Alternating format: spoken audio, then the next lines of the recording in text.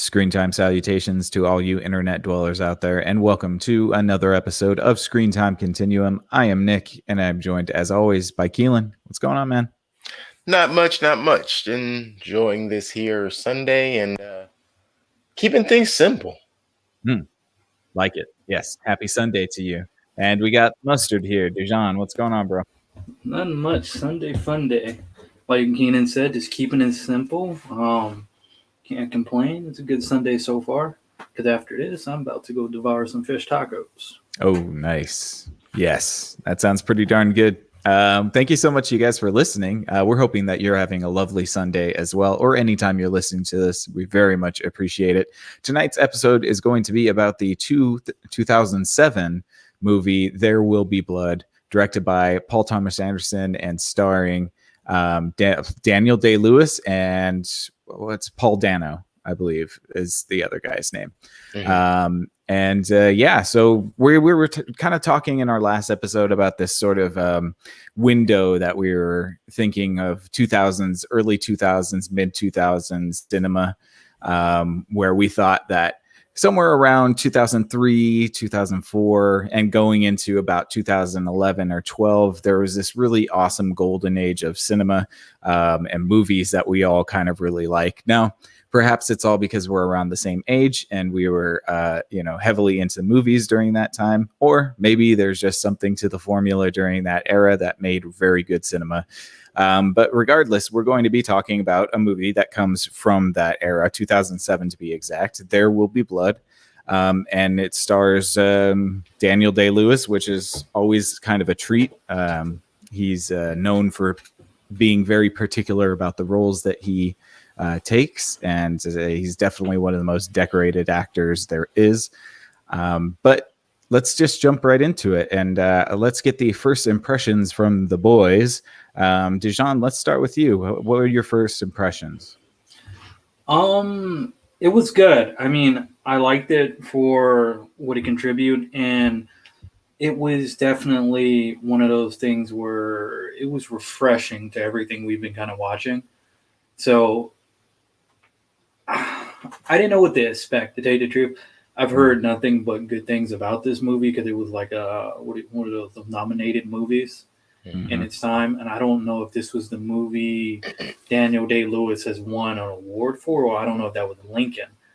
Oh, both. I think it was both. Yeah. For both. Mm-hmm. And this was interesting for me because this is my first time actually watching a movie with Daniel Day-Lewis. I've never seen a Daniel Day-Lewis film or something starring him, unless I backtracked to something and I just forgot. Oh, so that was him. Yeah, it was an interesting film. I did like the historical aspects of it too as well. So yeah, that's my take on it. Nice. Keelan, what are your first impressions, man? I'm really in the same ballpark. I had not seen it, had heard plenty about it. I actually think that I had but over time I have seen like very small clips of this movie, walked in on people watching it, those kind of things, but I never sat and watched it. So didn't really know what to expect. I thought it was a bit more of a Western. In fact, I thought there would be more gunplay, but pleasantly surprised in the lack of gunplay, but the level of intensity that was still there without extreme levels of violence, and the subtle violence that was in it. Like, it was definitely enjoyable because you were always, I wouldn't say caught off guard by the violence, but you were caught off guard by the level to which the violence would go. Like, it might start somewhere small, and next thing you know, somebody's dead, and you're like, whoa, okay. That escalated quickly. That escalated very quickly. Yeah. So, those kind of moments add to the surprise, add to the pleasantness. Great storyline, as Dejan pointed out, great historical references. Can't really speak on the accuracy, but the references for sure. I could say now I would watch it again if it were like an hour shorter. I'd watch it like this week again, probably. Yeah. I think that that's a fair analysis, to be honest. And that was one of the first things I thought of because I personally really enjoy this movie. I like Daniel Day-Lewis pretty much in everything he does. But I did notice this time around that I was like, "Hey, this is long," and it's a lot longer than I remember it to be. And there's one thing that I could say because I was trying to rack my brain about it because I'm trying to balance between like really enjoying this movie but also being critical. And I was like, if I could critique one thing the most, I would say that, and maybe you guys agree with me, the storyline with the brother could have been removed completely.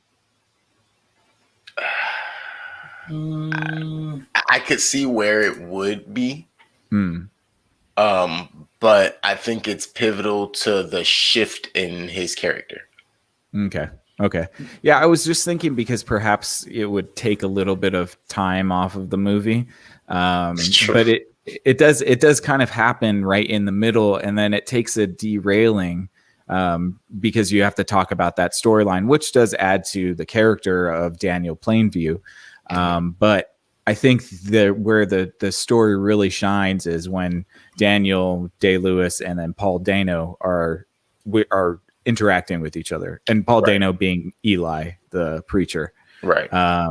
And so, yeah, I think that there is, for me, if I was going to be critical of it, there is a little bit of lagging in the brother storyline. But overall, I really enjoy this movie, and I just wanted to share it with you guys because I thought you might enjoy it as well. I did realize that my attention span was starting to get a little bit short. And I wonder if that's just like a curse of kind of modern day storytelling. Everything's a little bit more bite-sized. Whereas like this being, I mean, this is what, 6 years away from, so it's 14 years old and comes definitely from a different time. So again, I enjoyed the movie for sure, but is there anything that you guys wanted to talk about in particular? I do know that the beginning is one of those kind of like Drive where it's very silent. And I was wondering if Keelan thought to himself, is this going to be silent the entire time? I probably thinking like, fuck, it's like, God, another Drive. Again? Motherfuckers. I'm right. You definitely got cursed out because I sat there and I thought to myself, I think I was maybe... we hadn't even gotten to the visuals. The introduction when they were just rolling like Paramount Pictures and stuff across the screen, silent. And I was like, motherfucker. And I was like, okay. And then my wife goes, is this another silent film? And I was like, You know what? Every pick that I come across, I'm gonna try to get a movie that starts off silent.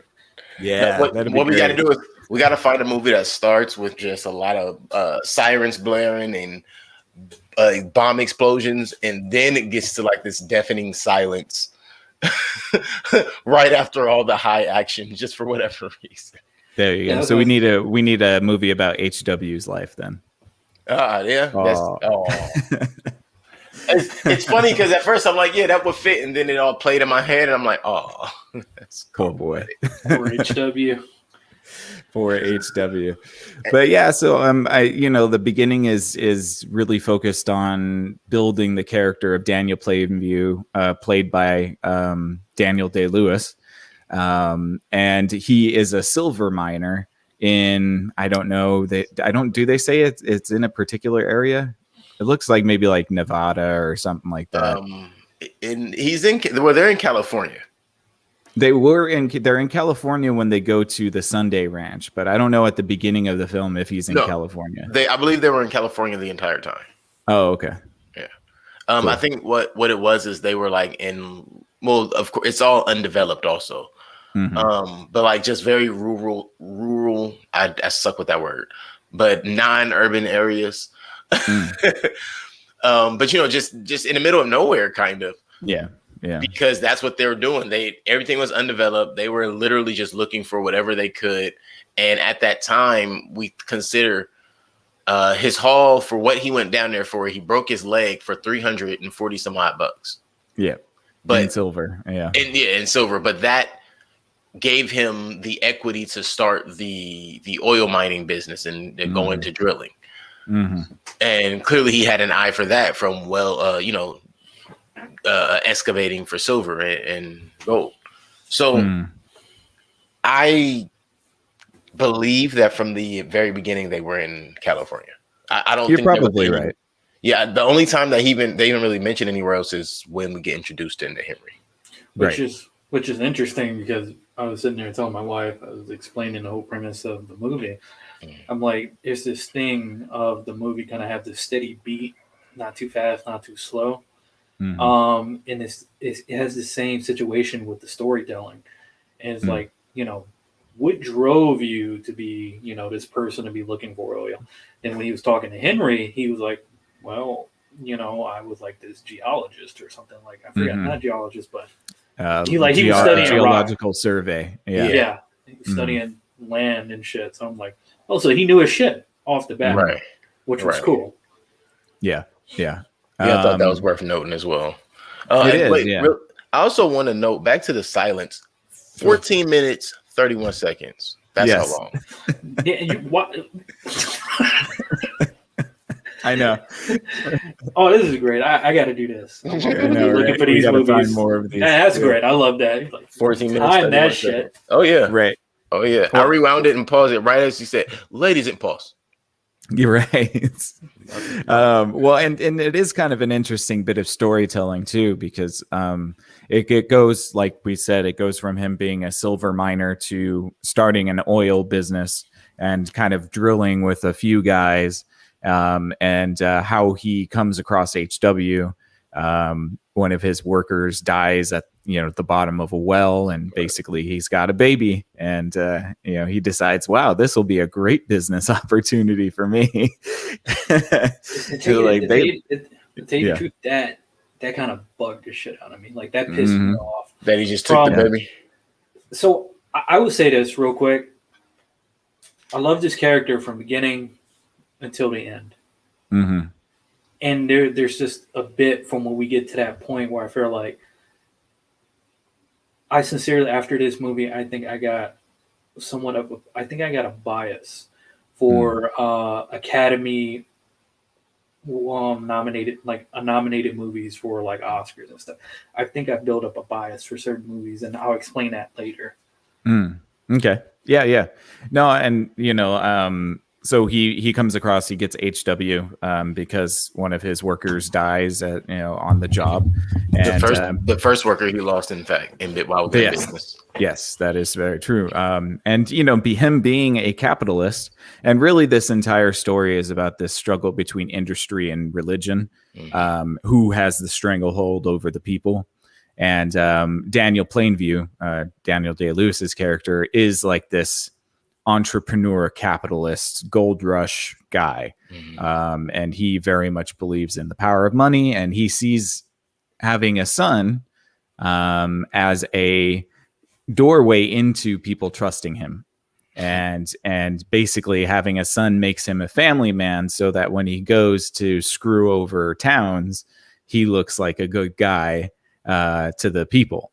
And you see that basically the first thing he's doing when he's speaking is sitting with his son in front of a village, trying to take their mineral rights away from them.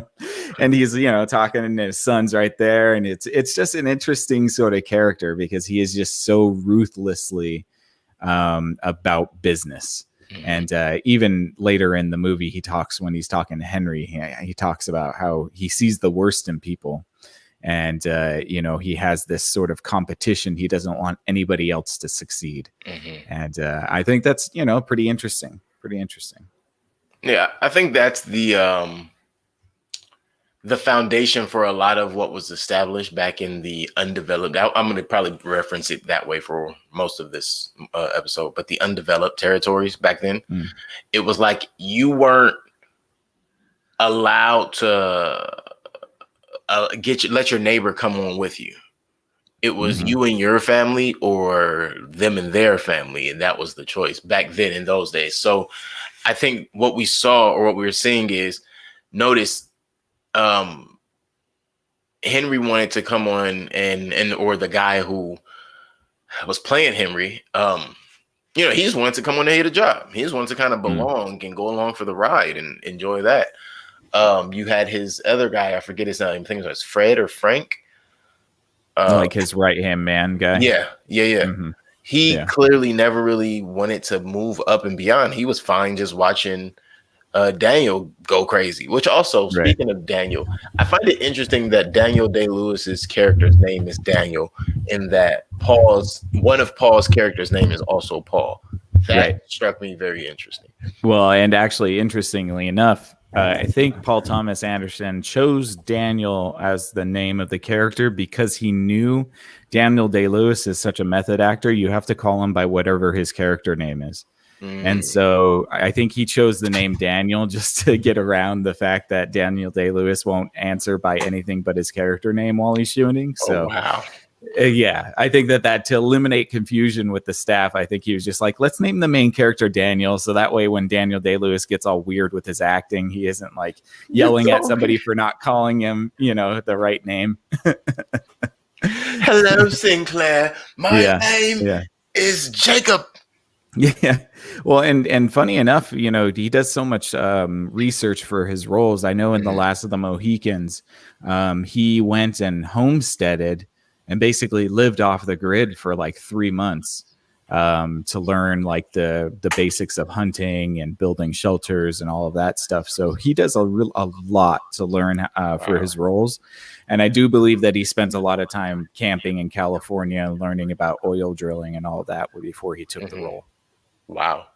Hey, I wonder, you know what? When you have to go and do those kind of things, or you choose to go and do those kind of things, I wonder if they could write those off in some way and get compensated. Dude, the studio pays them. Yeah. You get what I'm, Yeah.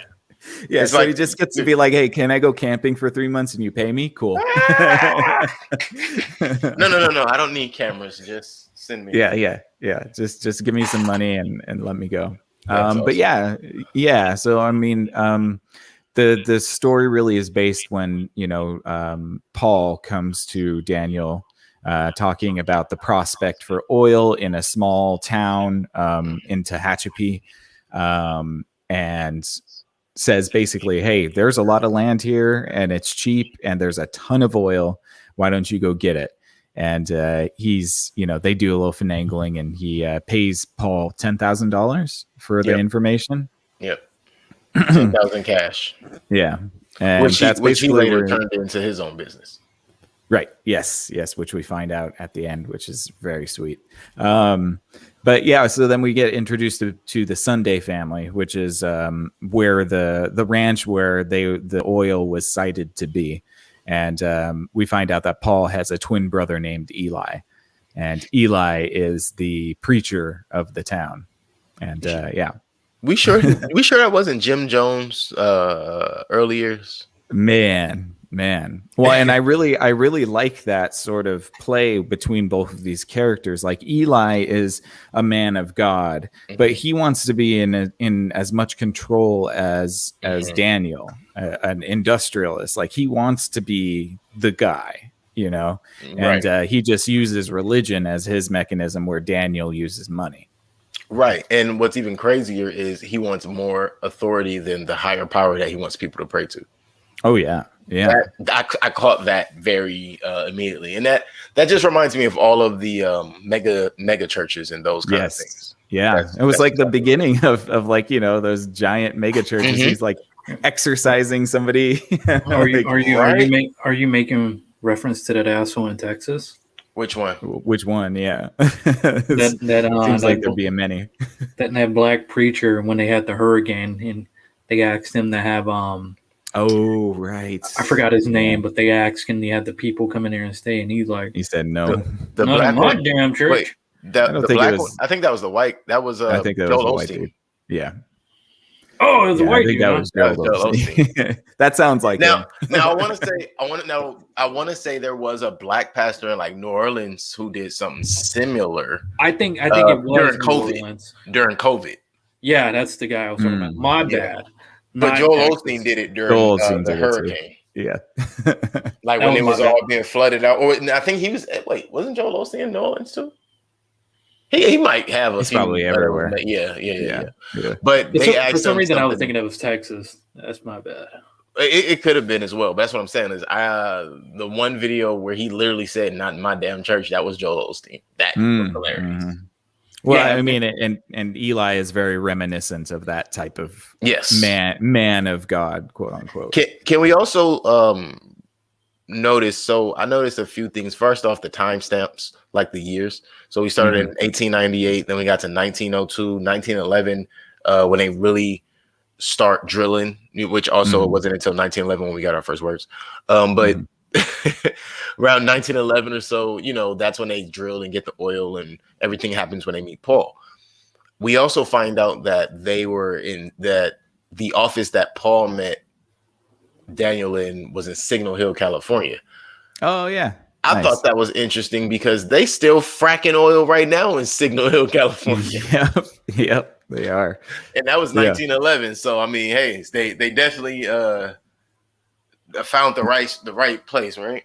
Whoever owns that hill is pretty rich. Right. Well, that's the thing, and it made it interesting to me because United States legitimately have so much undeveloped land for just resources, and we have our own oil reserves and shit. We'll be definitely taken care of for decades upon decades.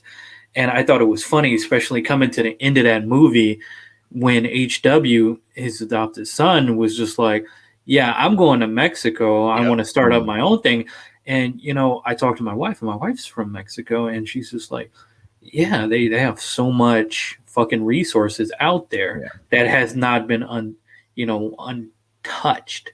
So I'm like, just thinking about it, like, well, I don't want to get too political about government shit. I was like, well, yeah, it sounds like typical, American companies. They want to do shit in the Middle East and Mexico. They want to take up their resources before we use whatever we have. And I was like, I thought that was interesting as hell and fun. Yeah. Well, and Daniel is the perfect embodiment of that. Right. And you got to remember that their fear is that they're going to run out of natural resources.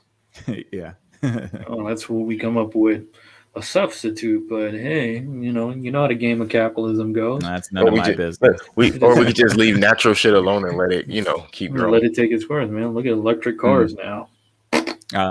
Before we get any deeper, I have to mention, I want all of Daniel's drip. Oh, that dude was wearing some of the dopest stuff I've ever seen, man. I love the wool suits and the cardigan. That dude was drippy the entire time. He was the only person on the screen that had real money, so he had to be the flyest guy on the screen every time. Like, I loved when, and this was before, like, apparently his money really started flourishing, right? Mm-hmm.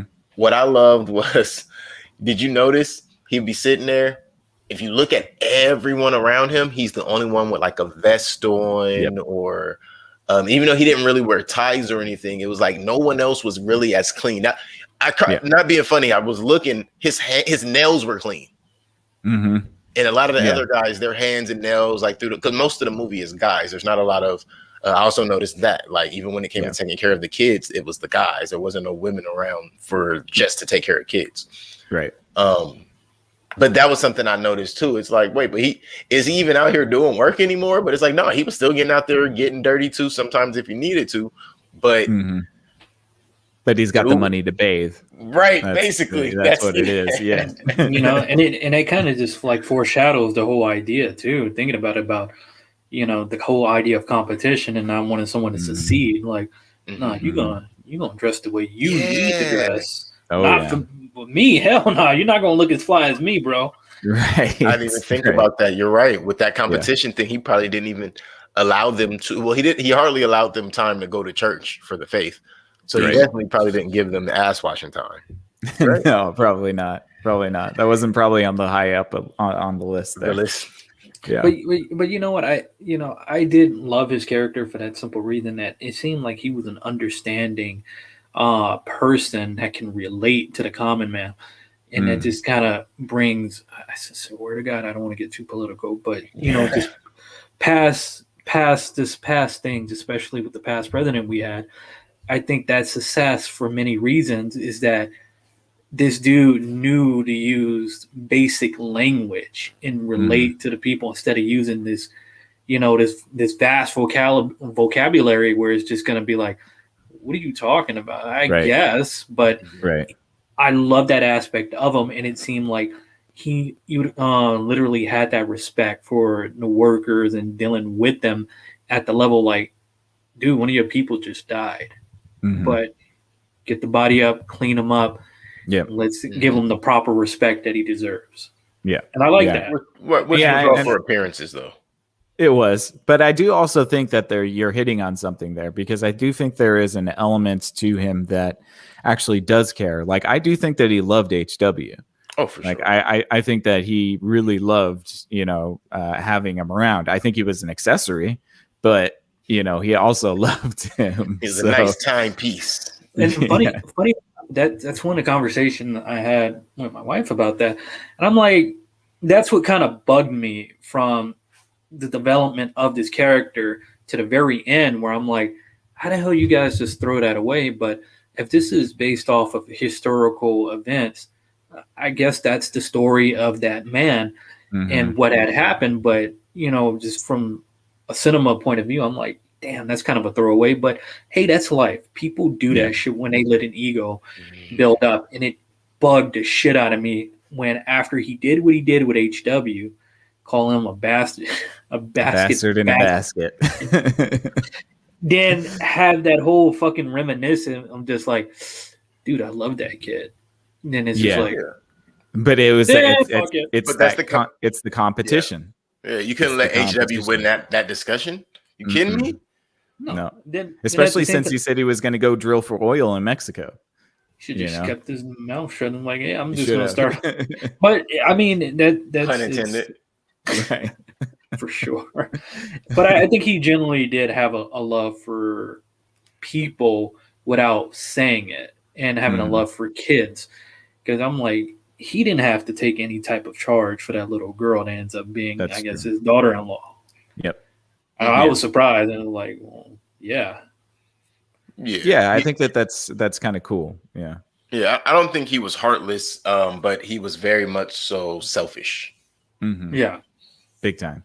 Yeah, and you can tell when like when they finally blow oil is the same time HW goes deaf.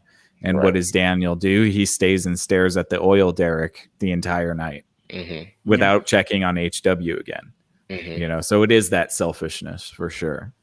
Is HW okay? No, he is not. No, he is not. He just keeps staring. I was like, wow, And I that's go Yeah. check on him, like, Yeah. damn, dude. And that shot where like Daniel Day-Lewis is like hunched down like that, and he's got like the oil dripping on him, but he's Mhm. also like red from the fire, dude. He looks like a demon in that shot. It's so Mm. crazy. His eyes are all like notched black too. It's Oh, a wow. pretty interesting shot because his partner is right next to him. He's standing up straight and he looks fine. But Mhm. Daniel's like hunched over and he's got a black and red face and his eyes look all pitch black. He's like possessed by the oil. Right. that- It's wow. I think know that the shot. Sorry. I was saying, I think that foreshadows his idea of like really caring too, as well. Like it Mm. eats at him about his selfishness as it comes to HW Mhm. later on. But Yes. I mean, but was he really selfish? Like, okay, so really, since we're already, we're in the mix of that. The last thing he really told HW was about the pipeline, right? Which essentially paints the picture that he's grooming HW to take over. Mhm. Then HW goes deaf. That's a whole fiasco that he has to figure out. He's trying to work out how he's going to do it, where he's going to send him. Does he have to send him away? Yada, yada, yada, yada. Mhm. He does all of that. Everybody's judging him for it, ridiculing him, persecuting him. He still brings his son back home, or he brings HW back home, which isn't really his son. But he does all these things, make sure he's good. We fast forward to HW getting married and where they are at that point. And Mhm. I mean, who else provided for him to get the education and everything else? Like That's he had true. to care. Yeah. Oh, yeah. He's that rich, distant father figure that just throws money at you, but never Right. actually tells you he loves you. Right. Yeah. They just don't call it a sugar daddy when they raise you. Right. and it definitely seems that way, because I'm like, did you literally just miss this kid's wedding? He's like, where you been? Like, Yeah. goddamn. No, he no. Yeah. In fact, he said, "You think I don't know where you've been? You think I don't know?" Yeah, well, and really I think for me the movie really shines is the dynamic and the hatred that Daniel has for Eli. He hates Eli so much, and Eli is just such a smug character that you kind of want Daniel to hate him, you know. Right. It's like it kind of makes sense, but yeah, I mean, like the first time they get into that altercation is like when Eli tells him that he wants to bless the well, and he's like, sure, yeah, you can bless the well, and then you take, you know, the day of the ceremony, he brings up his sister and he does a little prayer himself and ignores Eli. I think that was like, oh damn, that's cold blooded. But that shows you like his pettiness and competition. He sees Eli as another, like, you know, top man of the community, and he wants the love of the people instead of letting Eli have it. Right. Well, and not just that. I think there's a toxic hate not just for Eli, but it's the whole religious thing. Like that. I don't think they gave us enough background on why he hated religion so much. But it was something definitely about the religious aspect. It was every time religion was even mentioned, you'd see him kind of flare up a little bit. Well, I think it's because he could recognize the bullshit because he's a bullshit artist. True. Yeah. That is definitely a part of it for sure. And I think there's one thing that people don't see, and I think a lot of people are ignorant to it. And I say that for working for a nonprofit that claims himself to be like, you know, spiritual threshold for it. And one thing I've learned at work where I work at is that people, they don't treat religion as religion, which that's the whole grand scheme of the bullshit. People treat religion as a business, a profit. And I think that's what he's seen in religion, because he's seen religion as competition. Yeah, it's a business to be. Yeah, it's a business to be, you know, ran. And I think that's what the Unsong's song was.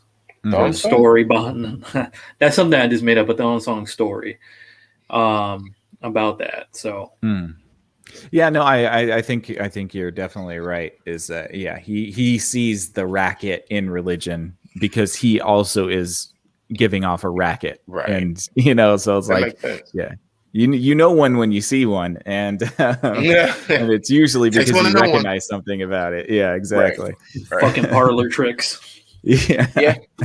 And I think that's why, or no, I know that's exactly why. Even when Eli comes down to the field and he wants to come in, you know, we're just wondering when we're gonna get our money, and he looks at him like, I know you don't tell. You're talking to me right now. No, you're not. You know what? We're not having this. We're not having this. Why are you? And it was just the whole moment of, you're a healer, you're a prophet. You didn't even think to like try to play that up and go see his son. Right, exactly. And actually, you know, it's funny. Well, not funny, but an interesting little tidbit. Daniel Day-Lewis actually beat up Paul Dano in that scene.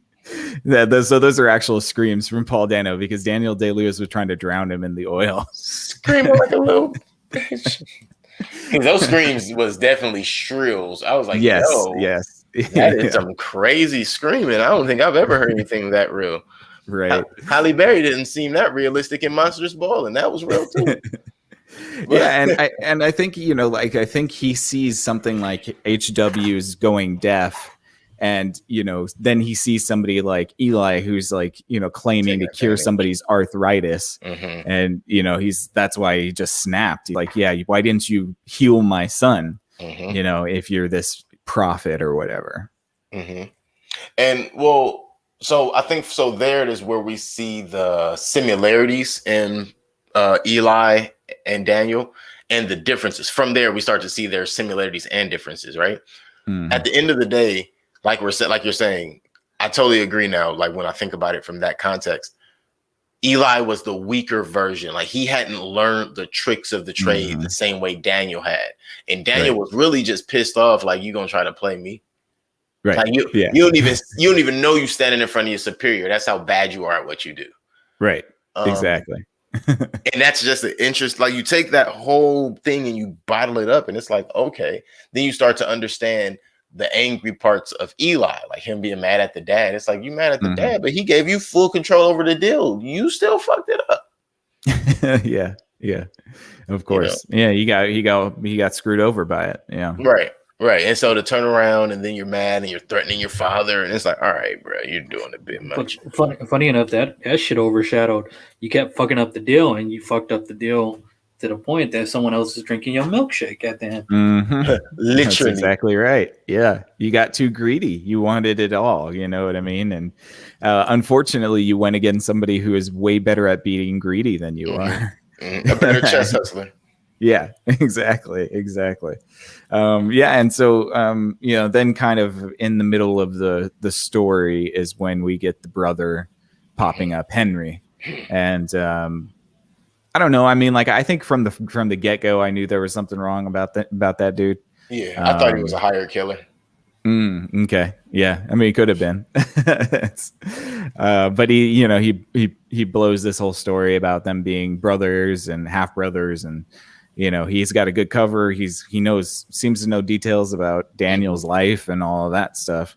And so Daniel, takes him in. And it's actually interesting because Daniel's actually relieved to have a brother because it seems like he opens up to Henry in a way that he hasn't opened up to anybody. Yeah. We hadn't seen that at any point. Right. He hadn't even told anybody what he wanted for dinner at that point of the movie. Right, exactly. Yeah, he keeps it all on the surface. He never goes any deeper. And and so that was kind of interesting, which makes it even more interesting that when Henry ends up being killed, that's when you see Daniel actually cry for the first time or the only time in the entire movie. Right. Well, that's when he finds his actual brother's journal that the fake Henry had. Right. A question I have. I'm not sure. Maybe I missed something. I don't know. What the fuck was wrong with HW? Why did he set fire to the cabin again? Well, because HW knew. No, I know he knew, but I don't understand how saying, he couldn't talk and he had no other way to. Okay, I get it. Well, yeah, because he wasn't particularly trying to set fire to the cabin. If you look at the line of the oil, the trail, he particularly had it to where the journal and that other shit was at.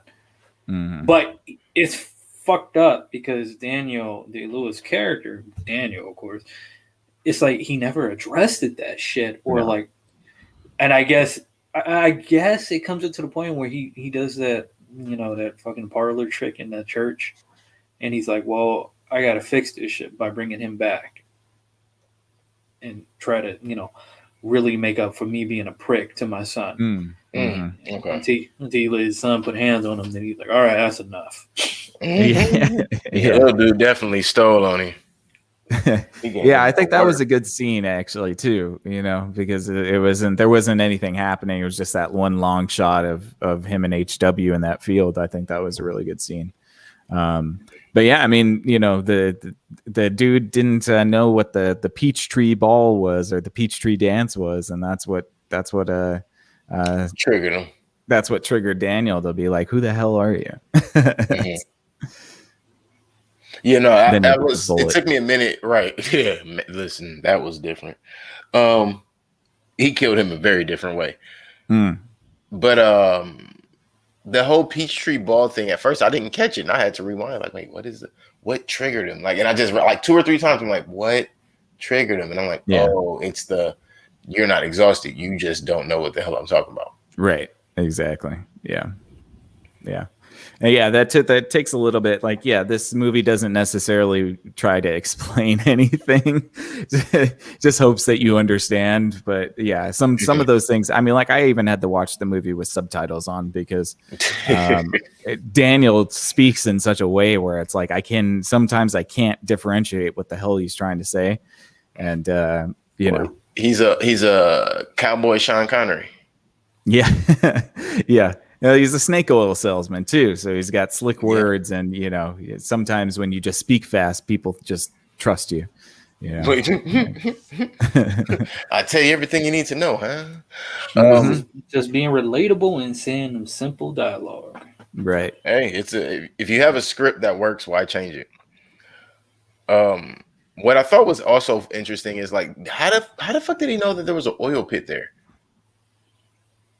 Oh yeah, I don't know if I guess it was on Bandy's land, right?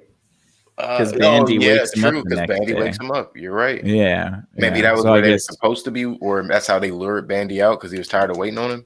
right. Yeah. So yeah, I guess it's just because Bandy has a ton of oil underneath his land. So yeah, Hmm. took an oil bath. That's crazy. Right. So, and because they knew Bandy wouldn't allow them to drill at any point, it's Right. like, well, I buried him over here, and Bandy Nobody will ever find Bandy it. knew what was going on. He was like, look, And Yeah. man, I got a question. I'm assuming he threw his ass into some oil soil or something. Mm-hmm. I was like, the fuck? It's like, what? Like, is that smart? I don't know.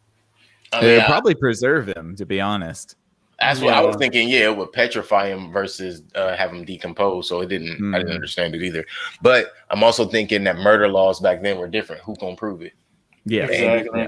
This Bandy didn't care. This is the Wild West. If so. Bandy gonna let you leave a body on his land, he don't care about the police. Then what Nah. witnesses were there? Like, I don't know. He could have got drunk. Yeah, we were together. He got drunk and he was just fucked up. Yeah. Right. So I buried him. Found him dead and Mhm. buried him. Found him dead and buried him. Something else I thought was interesting. Had he went and talked to Bandy from the beginning, what do you think Bandy wanted to talk to him about? We know what Bandy talked to him about when he did talk to him, but do you think that would have been the stipulation from the beginning with Bandy is he had to join the church? Probably. Maybe. What do you think, Dujon? I don't think so, because I think if you go back, because I decided to go back, and when you go back to that scene, he's talking about the money aspect of it, Mhm. and he wanted to talk more of cutting the deal because Bambi already knew he had something already, and he wanted a little bit more, but he wanted to talk to the seller directly. Mhm. And I think this is where the whole thing with HW come in and the whole poetic justice at the very beginning, because I think not HW, fucking Paul's character, Eli, because I think Eli ended up getting into contact with him knowing that, hey, you fucked up. So eventually I know this dude is gonna come and talk to this dude to try to get this, because he Mhm. never did. So let me, indoctrinate him into our fucking church. Mhm. And Yeah. And then he's like a little leverage chip, Mhm. Or And I maybe think he that's was what already happened. from the beginning. maybe. Okay. Well, then too, he mentioned that the grandson was one of the first members too, Right. at the very end. So it's like, hey, you thought you had the upper hand on him. So No, now, he said he's one of his most influential members. I don't know if he's one of the first members, but I get what you mean though. Like they were definitely a legacy family. That's what you would call it. Yeah. And then you get to the baptism or the blood. Or the blood. I'm looking forward to which, some actual blood.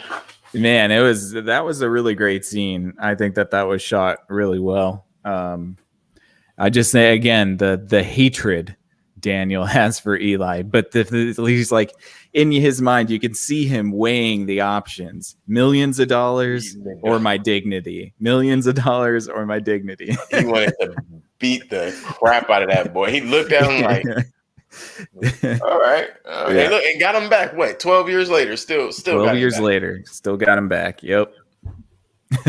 Crazy. But so yeah, when no, we already talked about HW returning.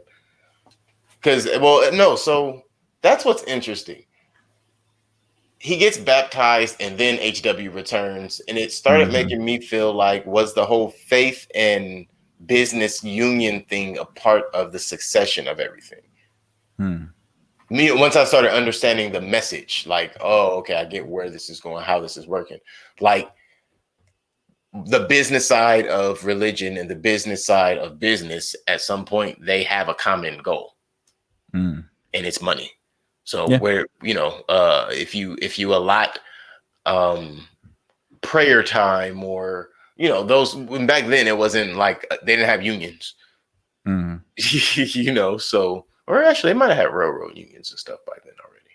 But in general, my point is had they put it out that way and they had joint forces, or if that's what was going on, I could see the religion and the churches being a huge recruiter for workers. Mhm. That's what I'm getting at. Is Oh yeah. that's how you start funneling in more workers. Now you give some people less hours, but you have an influx of workers. Well, and for sure, Eli wanted that merger at the end of the movie, but Daniel did not care. No, he had what he needed already. Yeah, Again, just being better at being a dickhead, being better at being greedy for sure. Yeah, and so yeah, then we kind of like HW and Daniel kind of get back together. What happens after that? They flash forward to HW going to Daniel's house. Yeah, so really, right. HW comes back. They're talking. He is out with the teacher. You see the teacher, then you see Mary starting to pick it up, and then after that, we flash forward to him and Mary getting married in 1927. From 1911, maybe 1912. I say call it a year, maybe, but it was really probably like 5-6 months. Said 1927, and HW and Mary are getting married. And Daniel's an old, lonely dude with a cool house, but he also has a shooting range in the house with a bowling alley. It's just a mess. Yeah, that's too much space, sir. Right. He kind of turns into like a Howard Hughes meets Hunter S. Thompson or something. Yes. Yes. Yeah. Where he's just like shooting guns in his mansion. Right. Like, what are you doing? And how good is the cocaine? Man, must be darn good. And that's another thing. His drinking had gotten to such a level that I don't even know if he was drinking like vodka or anything. I'm thinking he was drinking corn whiskey. That thing was just fermenting. Corn mash. Yeah. Mm-hmm. Oh, I'm sure. 200 proof shit right there. White lightning. Yeah. Start your car with that. For sure. You could strip paint with that. But yeah, so then, HW, tells Daniel about wanting to go to Mexico to start his own business. And that's what drives Daniel crazy, because he can't have anybody compete against him, even if it's in another country. It makes you my competitor. No, that doesn't. He's like, no, it really doesn't. We won't be even in the same area. The whole point of leaving. I can't be your partner. I don't know if that was the sign he used. I'm sorry if that's offensive or if I said something wrong. You get the fuck you sign. I don't know what I was just like, yo, those are aggressive hand gestures, sir. Yeah. And then Daniel tells HW that he was just a bastard in a basket. And bastard in a basket. Which is it's just, which is kind of sad, but it is one of those stories where, he did, in his own way, Daniel did love HW. And I think that over time, it was just the inability for them to communicate with each other. And, Daniel hated the teacher because the teacher could talk to his son and he couldn't, and so I think that just made their relationship more and more estranged where, finally, it was just one of those things where he could have did the same. I thought it was sweet that, that little girl picked up she's going to learn and also fell in love with HW. But that to show you that selfishness, like, my dude, you could have fucking learned yourself. Could have, but that would have been too much work, man. All the money he got, you want him to learn something new? Yeah, exactly. It's about how much money it'll make him and what the investment is. He had to learn something that was going to cost him money? Right. It didn't cost that little girl money. She just like, fuck it. Hey, listen, she got something else in return. The HW. Well. She got the HW. That's right. Right. Which brings us to the final scene, right? The final scene where Daniel's in the bowling alley, right? Isn't that where it kind of cuts to after that? Where, Daniel sleep in the bowling alley and Eli returns. Really quick, before we get to Eli returning, that joke we just made about her getting the HW made me think of George HW. And I'm thinking they're an oil family. Yeah. Maybe a little Prescott Bush action, Interesting there, huh? Yeah. Just There's a lot of similarities. There's a lot of similarities. And I tell you this: the Bush family, they all married into a lot of Mexican Americans. Mm-hmm. So have family is Mexican, and mixed with the Bush, which make them white. So whites and Mexicans. It happened again. Yeah. I'm just saying I'm somewhat of a Bush family enthusiast to a point. But I think that's they do that on purpose because they want Daniel to be like the archetype of that turn of the century era. Man, where they just made a crazy amount of wealth. You do like J.P. Morgan, you think about Rockefeller, like all of those big dudes that made a crazy amount of wealth. People who run the Federal Reserve.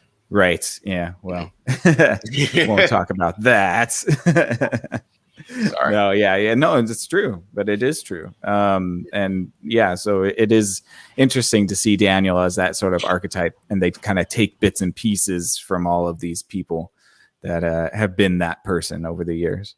Mm-hmm. Yeah. And and then we get back to Eli returning. Eli returns, and he is he's trying to outdress Daniel. Man, that I was like, yo, those shoes.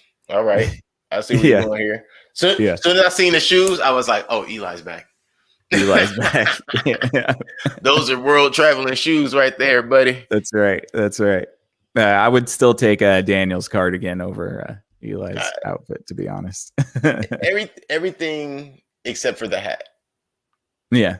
Eli's hat was probably in my opinion, that would be top 3 items of the movie for sure.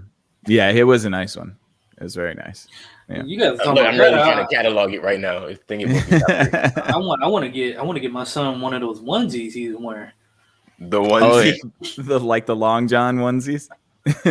Yo, they do need to come back with those. I have a pair of those. They still have them. They still make them.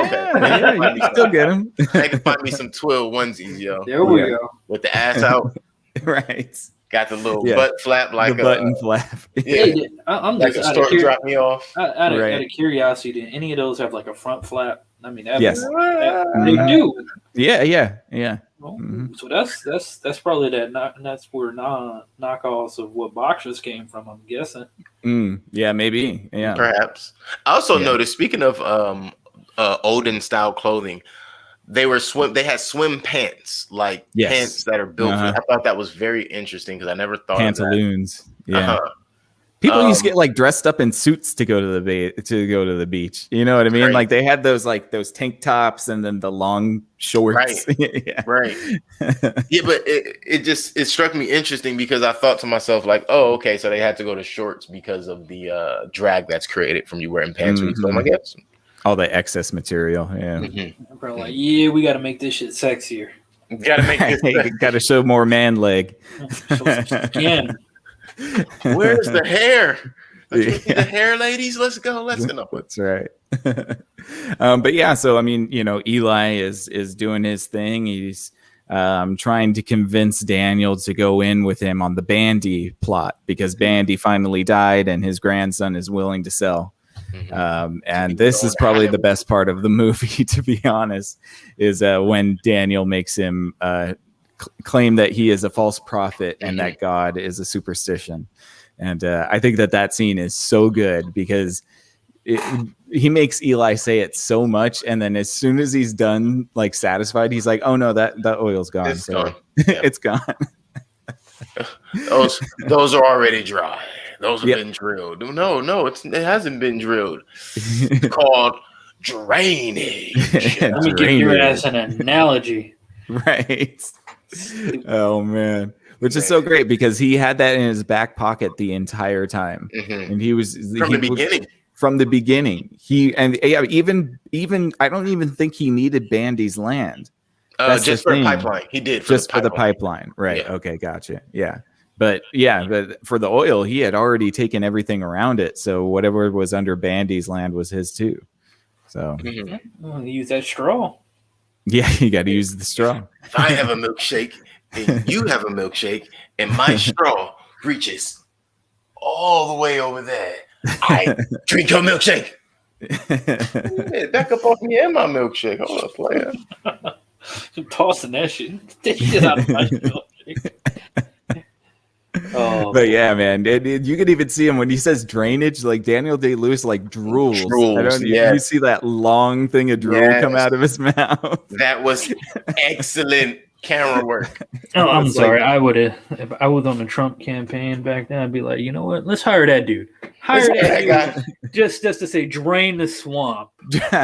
Man, drainage. Wow, that probably would have been like epic. Yeah. The only thing that probably wouldn't have worked is Daniel Day-Lewis probably was not a Trump supporter. Oh no. He's a cobbler in Ireland. He's a cobbler in Ireland. He makes shoes in a village in Ireland. That's what he does. Huh. And then he's worth like hundreds of millions of dollars. Right. And he just makes shoes in a little village in Ireland. And then let me guess, then he's gonna come out with 1 or 2 movies that he produced and funded and make another 100 million and retire. Well, he says he's retired from acting, so who knows? Fair enough. Maybe not. Then you get someone just making a movie out of him, and it's just gonna be called The Cobbler. There you go. There is a movie named The Cobbler with Daniel Radcliffe. There you go. Daniel Day-Lewis. As Daniel Day-Lewis. Gotta be another Daniel. Daniel Day Radcliffe. I like it. But yes, then as soon as the I drink your milkshake happens, that's when Daniel just goes berserk on Eli and starts throwing bowling balls at him. Fucking round 2. Hey, I am your brother. Yeah. Not anymore. You didn't hear the news. Yeah, you don't even know. Like, you don't even know. That ain't my kid. Mm-mm. I ain't related to you. Right. And he finally catches Eli and whacks him with a bowling pin. I was just gonna say, literally whacks him. And it's funny because I think he kind of like, once he hit him, he's like, oh shit, I killed him. Yeah, I don't think he's like, kill him. Might as well finish the job. Then I'm like, no, this is where it kind of bugs me. Then at the end of that, I'm like, man, what the fuck? What is it? Every fucking nominated movie or the movies that get to this point, they have to give this Sunset Boulevard ending. Yeah. Oh, like with the cut to the music. Mm-hmm. Like that's that point. Like we're done. That medium shot. Yeah. And it's always after a long drawn shot that's kind of just still. It's like, okay, this could be a photo. I'm ready for my close up. Or actually, if we think about it, it's like every climactic moment in The Big Lebowski, but that's another conversation. I have not seen that in movies. It's been a while. I do have a question. Mm-hmm. What do you speculate Eli had gotten into, like that he needed the money so bad? Well, he did say his finances were down. So this is right after the 1929 crash of the stock market. No, it was still 1927. Oh, was it? Yeah. Oh, I didn't maybe know. It was leading into it, though. Maybe it was leading into that. Could have been little boy action. Oh. Well, could have been too. Who knows, man? He doesn't look the healthiest type. Nah, they're like some sort of like or they could have been evangelist. Right. I'm sorry. I asked the wrong question. What I'm asking was, do you think that the church that they were talking about was just a broad generalization of all religions? Is what I mean. Yeah. And like he said, what did he say? He's like, God tempts you so much. He could have probably did a lot of things like gamble, brothel. I think he was doing lots of coke, and he had money, and he was looking pretty flossy. He wasn't a humble preacher anymore. Definitely wasn't humble. And he was indulging in drinking and all of that shit. Like, yeah. Well, at first he did have a spit cup. Let's be clear, he had a spit cup. And then he found out that there was no more oil there, and the spit cup kind of went behind him all of a sudden. Well, and the Roaring 20s, this is happening during the Roaring 20s. So cocaine, alcohol, lots of money going around. Yeah, so like a lot of debauchery happening. A lot of debauchery. People getting loose in jazz clubs and having fun. Like AIDS exists. Right, exactly. F. Scott Fitzgerald His people, man. Yeah. That's Yeah, great. yeah. And also not only was everyone doing coke back then, everyone's hair was slicked back. Mm-hmm. Oh And yeah. that's how you knew. Like, oh, your hair just stays wet. What is that? Sweat? Always, yeah. And that's when the black folks came out with the perm. Yeah, probably around the same timeline. Yeah, We're going to do it. that's right. Yep. We're gonna do something that looks terrible on white people. And listen, by the time we got to the 80s, everybody had yeah. I know. Didn't Just even matter. this ex Michael Jackson. Well, you can't now. Right. with that Pepsi commercial. Oh yeah. Oh, I don't know man. which end of what you just said was the funniest. It's both good. Both good. It just reminds me of that Eminem fucking music video when he impersonates Michael Jackson. He flames up his hair. Oh, gosh. Mm-hmm. The good old days. I'm terrible today. I'm sorry. Oh, no, it's not you. You're good, man. It's that we. I'm a sinner. No, I'm a sinner. You No, need I the think- blood. The importance of what you're saying, though, is that you can't even make that kind of stuff anymore. That is true. Very true. You know? Like, and that's a real thing that happened. Like, that's just a moment in history, a pop history that you can't even recreate without getting a lot of backlash. So, I get it. Oh yeah. Well, yeah, guys. So let's jump into reviews or ratings. Our overall ratings. How about let's do it? Let's do that. Anybody want to go first? I go first. Okay. Do Do it. I'm only going first because I gotta work on my rating system, man. Like, Okay. I don't know what's going on. So, for full context, last week, as much as I enjoyed that, and then I stopped, looked through that little chart, that the list we had. Then I watched this, and I'm like, I gotta talk to myself before I do these fucking ratings, man. Why? What's going on? Space Jam 2 is not as good as this movie, but I have to give it the same rating. But it's like I'm rating them individually. Like, I'm not rating them as a cluster. So it's like, but Space Jam 2 is not this good. But it is, I could see it still being relevant in 16, 20 years as well, the same way this is. So that's a different conversation. So with that being said, anyone who has heard our last episode already knows what my rating is. But I will be giving this at 8.5. I would like to give it a 9 or higher. The only reason I am not giving it a 9 or higher is I feel like you could have taken out or added a few more things to round out certain stories. We could have gotten a little more or a little less on HW, a little more or a little less on Henry. Some context on his right-hand guy. He was around long enough for us to at least know, did he have a wife, children, something? Right. Yeah. So there were those kind of moments, but the 8.5 comes from the pure enjoyment. Just everything about this movie was great to me. Like, everything. Nice. Yeah, I think that's fair. Dijon, do you want to go next?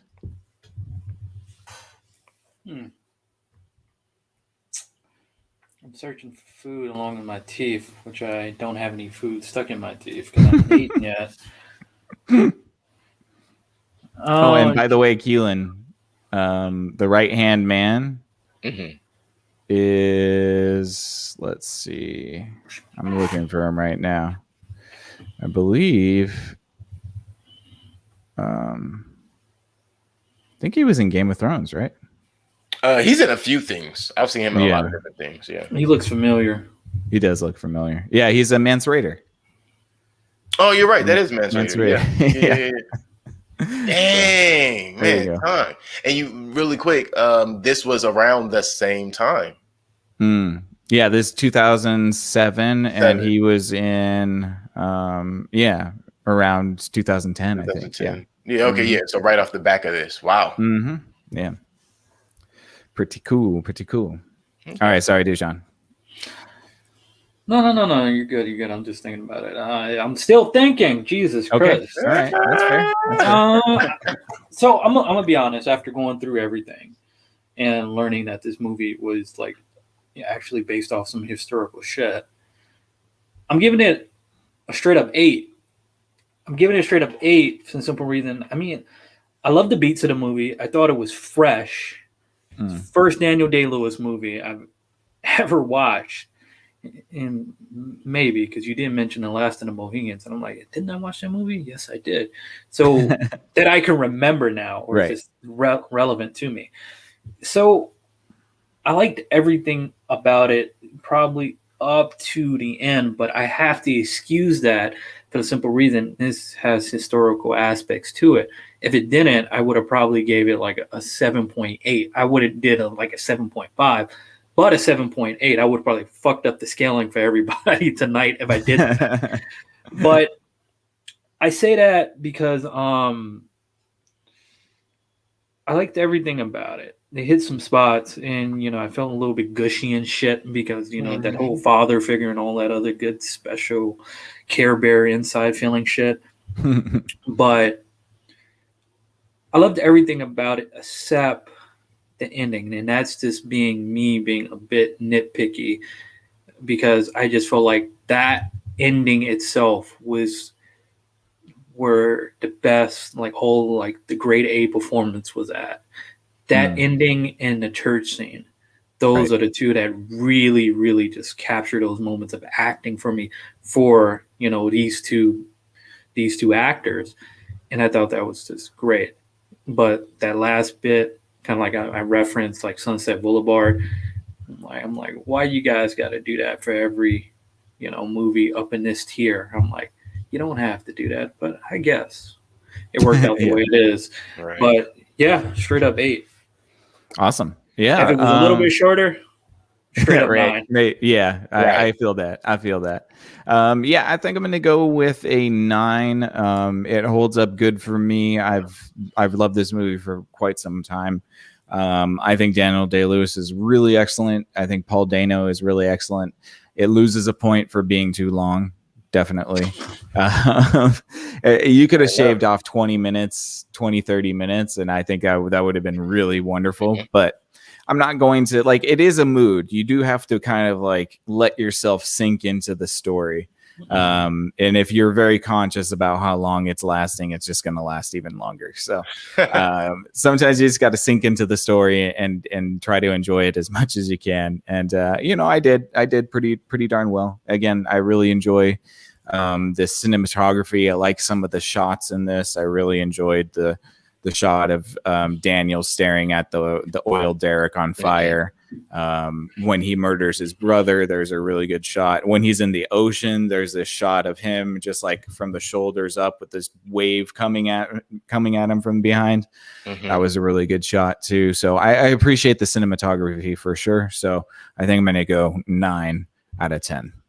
For sure. And that should bring There Will Be Blood to an 8.5. Yep. Yes, awesome. 8.5 out of 10. I think that's respectable. I think that's good. That's good. Yeah. Yeah. I think that puts that probably in our top 5 for sure. Definitely in the top 5. Yeah. I think I could probably run it down for you guys right now if you want. Sad thing is, I think Sonic is up there still. Just by a little bit. Just by a little bit. So at number at number 5 we have Sonic, which is an 8.1 out of 10. At number 3 we have Guns Akimbo, which is an 8.3 out of 10. At number 3 we have There Will Be Blood, which is 8.5 out of 10. And number 2 is Drive, 9 out of 10. And number 1 right now is Eternal Sunshine of the Spotless Mind, 9.3 out of 10. So those are our top 5 right now. Those will be changing in the future, and I will be trying to make some sort of scorecard graphic that we can show at the end of our episodes so that you guys can stay up on it too, because we're definitely going to be trying to dethrone those. We want to find movies that we love even more than these, and so just hopefully you'll take the journey with us as we try to find the perfect movies. And this is only 2021. That's right. Yeah. We got time to go. But thank you so much, you guys, for tuning in with us. We hope that you enjoyed this episode. I certainly did. We hope that you enjoyed the movie if you watched it. If not, go check it out if you got 2.5 hours to spare. If Free on not, Netflix. maybe wait till you do. It is on Netflix, so you can check it out there. If you want to check out our side projects, we all have podcasts as well. Keelan's got a podcast, If Numbers Could Talk. It's on Tuesday nights at 6 p.m. Please go check him out. If Numbers Could Talk on Facebook and on YouTube. He's also a part of the Thinkering Talks page on our Facebook. So if you want to check him out there, he's also there, Thinkering Talks.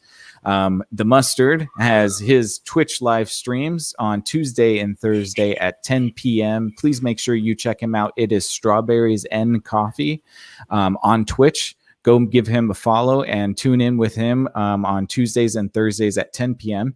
He also has a YouTube channel that he posts all of his live streams the next day, Strawberries and Coffee on YouTube. Go check him out, please. I got a podcast called Exofathom, finally coming back very shortly. We've had a little bit of staffing issues, so it'll be back Monday and Friday at 8 p.m. I have a Facebook page and a YouTube page, Exofathom.